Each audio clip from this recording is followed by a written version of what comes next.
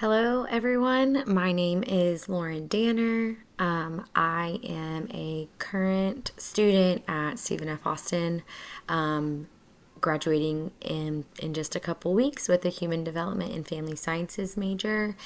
And this specific presentation that I'm going to be doing for you today is actually about child abuse. I'm going to go into detail about what to look for, how you can help the different types of abuse, and things like that.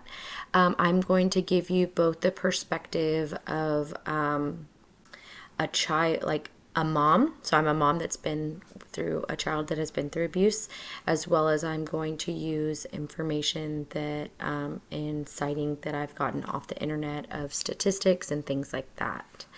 So, the first thing that I really want to talk about with you guys is what is abuse? So, like, what does that look like? So, I have my own definition of it. I'm sure most people do, but I wanted to give you the definition that is straight from Google, the source that everybody uses. And what it says for abuse is treating a person with cruelty or violence, often done regularly. So, to go a little deeper about that, abuse can be anything from the words that are spoken to people, the discipline that could be used could sometimes be abusive if it's excessive. And then, of course, there's physical touching that could be inappropriate, things that could leave marks on a child or a person. Whether that means bruising, scratches, whatever that may mean, because it varies, right? It's a very broad topic, and so we're going to dig a little bit deeper about what those are and all of that. So this specific presentation is about child abuse. So I wanted to talk about what some of the signs are of child abuse, and I have personal experience, like I said, as well as I got information off of different sightings. And so some of the personal changes that I have seen or signs are children, if they're sexually abused, they could maybe start having accidents, like peeing on themselves. They could also start to get very nervous about changing in front of people. Other signs of abuse could be whether that's physical abuse or emotional abuse. They could start detaching from people, so losing their relationships, their friendships, or not necessarily losing them, but pushing away. So saying, distancing themselves from people, which could also lead to changes in behavior. Maybe they're being shyer than normal, or maybe they're being more aggressive than normal. Maybe they're acting out in school, getting in trouble more. And then an obvious sign would be if you see bruising or marks anywhere on their body. Next, does everybody know that there are different types of abuse?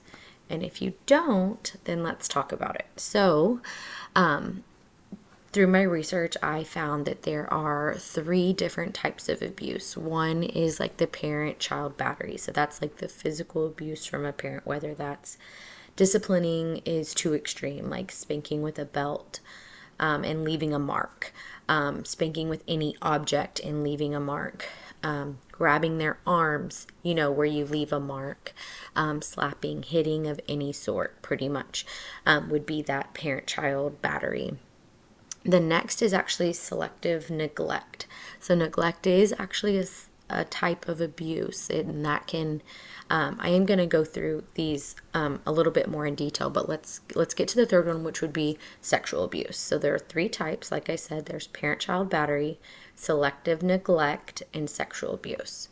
Now we're going to get into the part where I talk about the different types.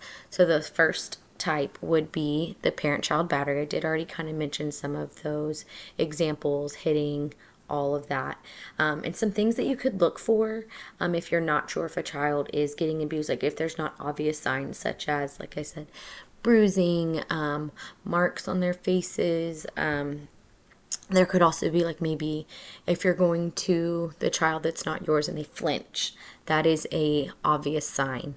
Also that they must be getting hit a lot if they're that scared. Like for a child to think that you're going to hit them automatically because you're coming towards them, that is a pretty big sign. Possible untrust could be a sign as well, of this type of abuse. Not wanting to trust adults. Like, are you really going to do that? Like, if you tell them you're going to do something and they question it and they're not sure if they can believe you and trust everything that you're telling them. The next sign of abuse I'd like to talk about is the neglect. So, and neglect is so big, and I said, like, that's another broad thing for me. So, because it could be like poor hygiene, so not getting bathed, not brushing their teeth, not getting their ears clean, their nails are dirty, which is kind of hard because if you're like me and you have boys, their nails are always dirty. So that's not always a sign, but maybe if they're acting like they're always hungry, super malnourished, very skinny, willing to just eat anything. Sometimes a lack of proper fitting clothing can be a sign of neglect. This one is a little bit more touchy, in my opinion, because it is so vague and it could be so broad. So that one's a little bit harder to me to be able to truly identify. And then the last one is sexual abuse. This is one that is actually very near and dear to me, and I feel like children really need to be advocated for in this specific situation.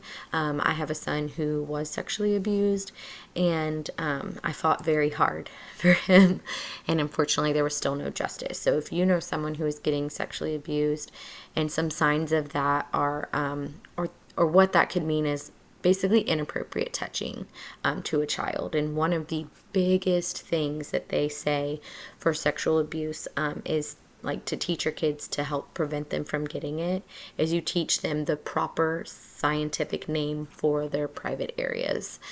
Because when they're like cutesy names, they could go to someone and say that cute, like, so and so touched my cookie, they're going to think that it was an actual cookie and they could be talking about something totally different.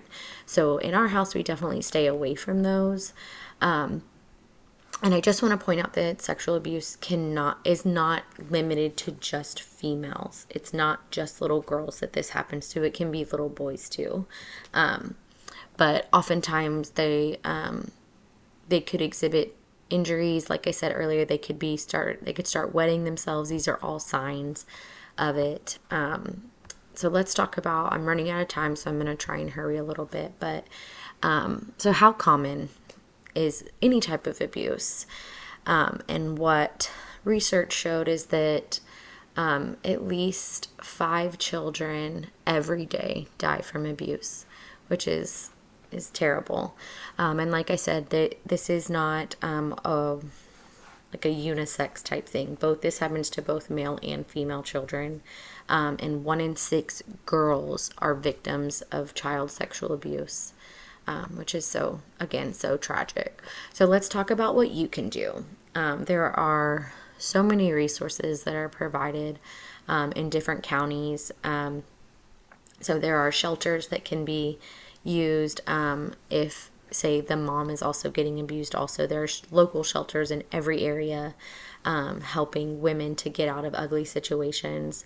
And also, so for me, I want to be an educator. So a part of me wanting to be an educator, I actually will have a duty to report anything that I see as suspicious or think that a child could be getting abused in any way. And I plan to be a very big advocate of that.